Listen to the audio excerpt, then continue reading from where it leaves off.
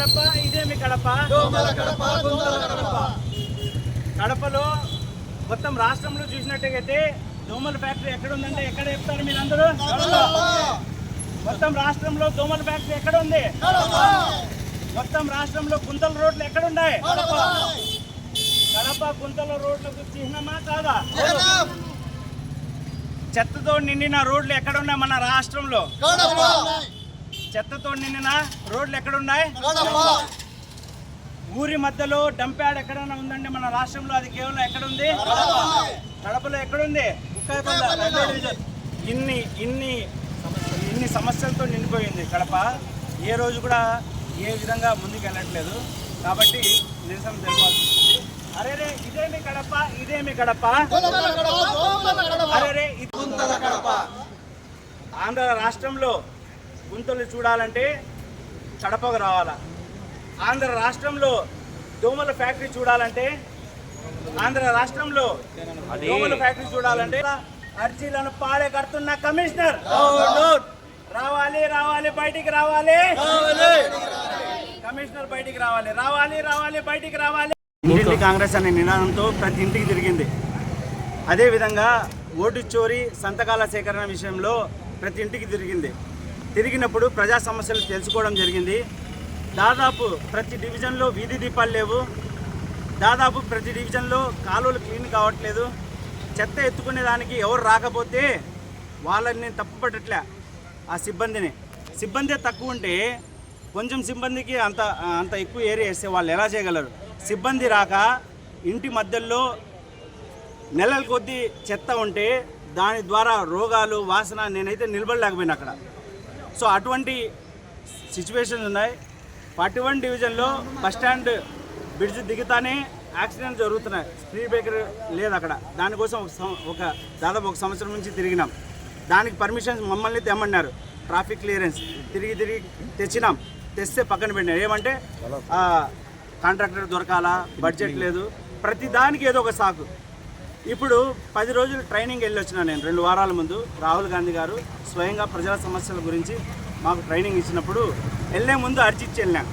అన్న ఇది చాలా ఇంపార్టెంట్ అన్న, రంజాన్ నెల అన్న, రాత్రిపూట నమాజులు చదువుతారు, పాములు పెడుతుందన్న, వాళ్ళు భయపడుతున్నారన్న, మసీదుకి వెళ్ళాలనని, వీధి దీపాలు లేవన్నా అంటే మరుసటి రోజు పొద్దున్నే 6 గంటలకు పంపించినాడు అన్న.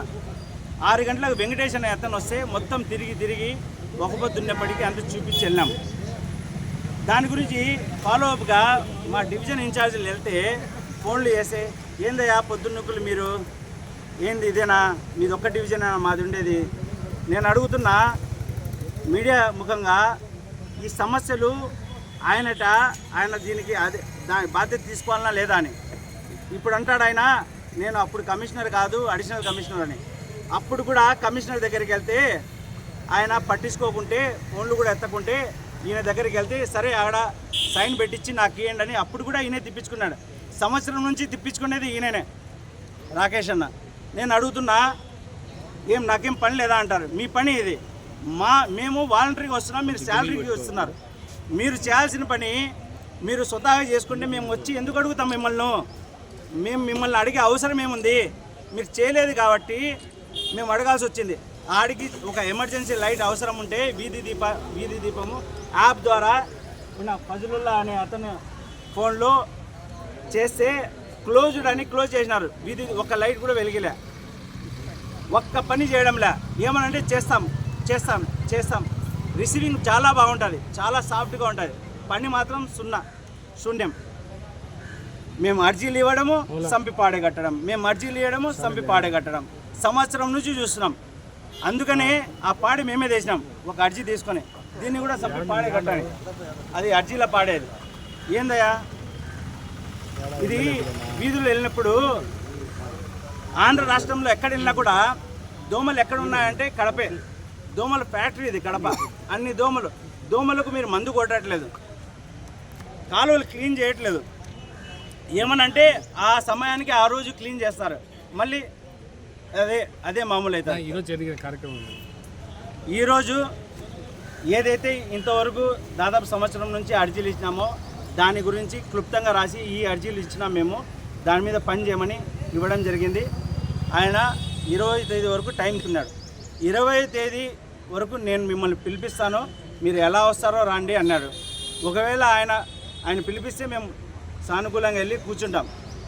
ఆయన ప్రజా సమస్యలు తీరిస్తే అది చాలు మాకు. ఒకవేళ తీర్చకపోతే ఇప్పుడు ఇచ్చిన అర్జీని కూడా పాడే కడితే ఈ పాడే ఆయనకే ఇచ్చి వెళ్తాం, తీసుకోండి అన్న అని. ఇది పరిస్థితి.